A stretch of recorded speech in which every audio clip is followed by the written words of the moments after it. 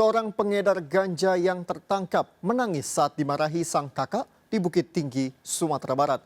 Petugas kepolisian menggelandang pelaku ke rumahnya hingga membuat ibu korban histeris.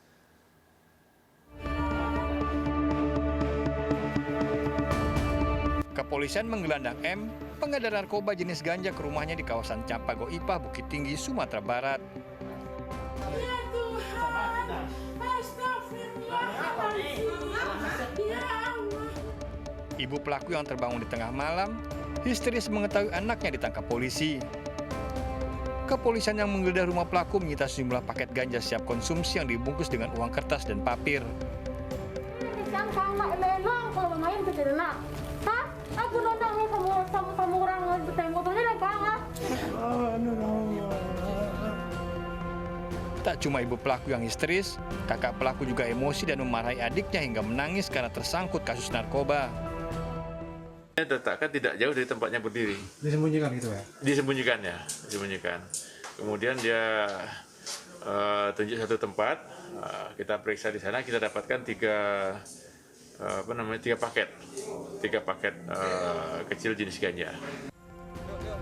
Pemuda 19 tahun ini ditangkap pada sebuah gang tak jauh dari Museum Bung Hatta setelah seorang pembelinya lebih dulu diringkus.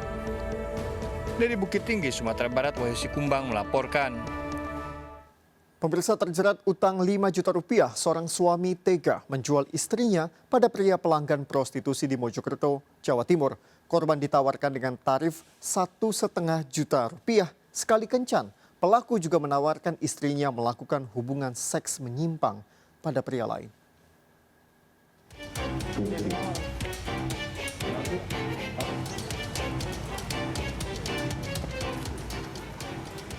Epen, pria berusia 38 tahun ini ditangkap polisi di sebuah hotel di kota Mojokerto saat menunggu istrinya yang sedang melayani hubungan intim dengan pria lain. Dalam pemeriksaan di kantor polisi, warga Jombang ini mengakui menawarkan istrinya melalui media sosial pada sejumlah pria pelanggan prostitusi. Epen menjual istrinya berdalih karena terjerat utang. Kok bisa mempunyai pemikiran istrinya untuk diperjualbelikan kepada orang lain? Hasil penyelidikan polisi, Epen juga menawarkan hubungan seks bertiga. Epen dan istrinya telah menikah selama 11 tahun. Kebetulan suaminya menjual istrinya terhadap laki-laki lain dengan tarif 1,5 juta. Dan kemudian setelah pelaksanaannya dilakukan penggerebekan oleh petugas Satreskrim dan diperoleh uang tunai senilai 1 juta rupiah, kemudian KTP, berikutnya 1 bungkus kapsul obat kuat. Tersangka terancam hukuman 15 tahun penjara karena melakukan perdagangan orang dengan barang bukti, uang, dan obat kuat.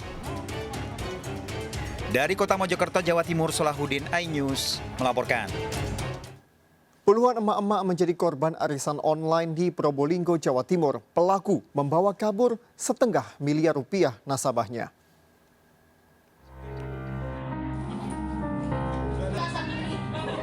Puluhan emak-emak menjadi korban arisan online di Probolinggo, Jawa Timur. Koordinator arisan online EV membawa kabur hampir 1,5 miliar uang para korban. Kediaman warga Jerebangkulon Wono Asi ini juga telah kosong. Tak cuma itu, pelaku juga sudah keluar dari tempatnya bekerja. Modus pelaku mewajibkan peserta arisan online menyetor uang 3 hingga 36 juta rupiah. Arisan ini diundi sesuai dengan nomor urut dan dilot setiap bulannya. Anggota yang mendapat arisan nominalnya juga bervariasi sesuai dengan uang yang disetorkan. Arisan ini dimulai sejak tahun 2020 dan tersendat sejak tahun ini. Temukan ribanya, tempat tinggalnya di mana, sudah kabur. Jadi membawa lari uang arisan kurang lebih 400 juta dari 50 orang yang akan melapor ke Polres sekarang. Kasus ini dilaporkan para korban ke pihak kepolisian. Oke, kita selidiki dulu, ya. Kita selidiki dulu biar gak cepat menentukan dulu ya. Kepolisian akan segera mengumpulkan saksi-saksi dan bukti-bukti terkait kasus ini. Dari Probolinggo, Jawa Timur, Hana Purwadi melaporkan. Seorang santri tewas pada lokasi proyek penampungan air di Magetan, Jawa Timur. Korban diduga tidak bisa berenang saat bermain di lokasi kejadian.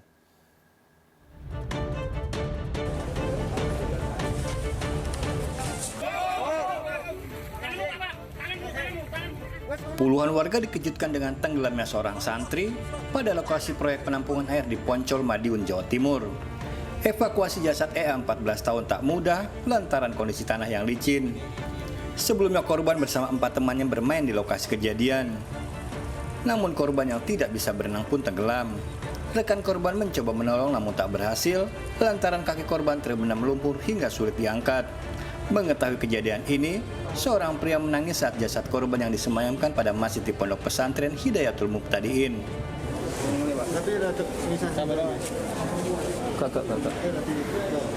Sebelumnya pihak pondok pesantren dan pekerja proyek telah melarang anak-anak untuk bermain di lokasi. Itu ada proyek yang dikerjakan di sana, rencananya untuk kegiatan bantuan air Pamsimas. Nah, itu pada saat itu jam istirahat, akhirnya anak-anak itu bermain di situ, akhirnya tenggelam. Mandi gitu ya? Mandi. Tanpa otopsi, jasad korban dibawa ke rumah duka. Dari Kabupaten Magetan, Jawa Timur, Asfi Manar melaporkan.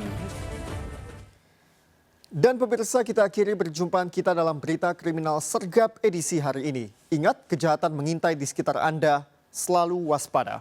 Taati protokol kesehatan termasuk memakai masker, jaga kesehatan Anda dan keluarga.